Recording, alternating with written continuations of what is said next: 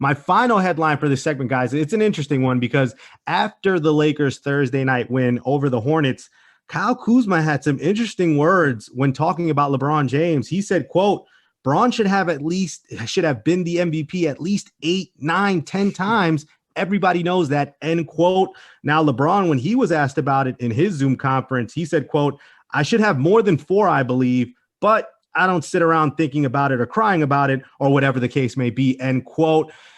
Galata, does LeBron and Kyle Kuzma does Kyle Kuzma have a point about LeBron James needing or maybe warranting more than 4 MVPs and getting maybe up to 10 MVPs at this point?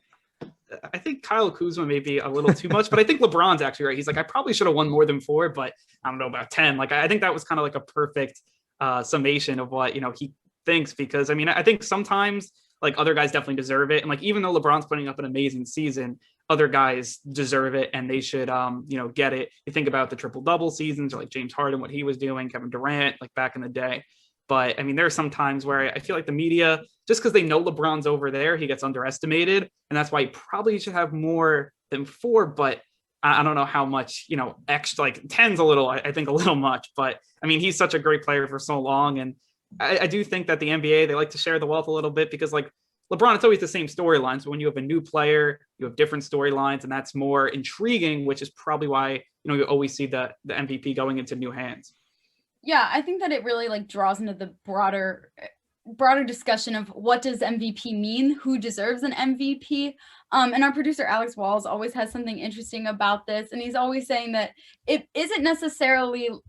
It's not like LeBron is consistently one of the best players, but does that mean that he's consistently the MVP, the most valuable player? Like, I'm not sure that necessarily means the exact same thing. So just because LeBron is an all-star and he's a legend, and yeah, maybe he deserves more than 4, I'm not sure that it means that he deserves 8. He doesn't deserve it every season just because he plays and he plays well. There are other players who play every season and who have star seasons, who are most valuable to their team in that year. And so I think that LeBron is valuable to his team every year.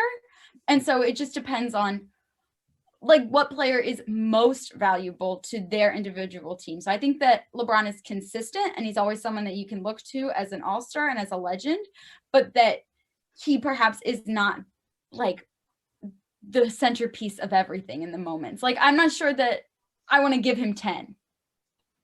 Yeah, I think Rachel Nichols says this best about the MVP award. There should be 2 awards, the most valuable player and the best player in the league, because I just think it's so subjective. Yeah, it's subjective, and it's politics at the end of the day. And I think that's something that's worked against LeBron. LeBron has always kind of been dismissive of the MVP. Like, if I don't win it, and this was before, now he's kind of changed his tune, but before, after he went in that stretch where he won, I believe 4 and 5 years. And I think Derrick Rose had won that one in between.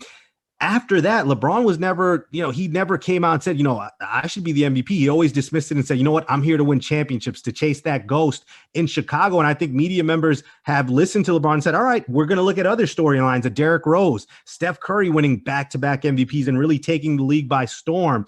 Giannis, going out and doing that. James Harden that one year going over 30 and his efficiency numbers, going off the charts. So I think now LeBron's kind of looking back and saying, if I was a bit more vocal and I was trying to put it out there like, hey, look at me, maybe I'd have a 5th. Maybe I'd be tied with MJ and Bill Russell with 5, or maybe I'd even be tied with Kareem with 6. So I think that's kind of worked against LeBron, but there's no doubt about it. At 36 years of age, the Lakers are 4-0 after the All-Star break. He's doing it without Anthony Davis. I think if they can secure a top 2 seed, even a top 3 seed, and with AD not coming back just yet and LeBron having to work without him for maybe a majority of this season, I think this is probably LeBron's best case for MVP. And I think he understands, Galata, that at this point, if he wants to win the MVP, he's going to have to say it with his chest, or else the media members are going to look elsewhere to find another great story in the NBA.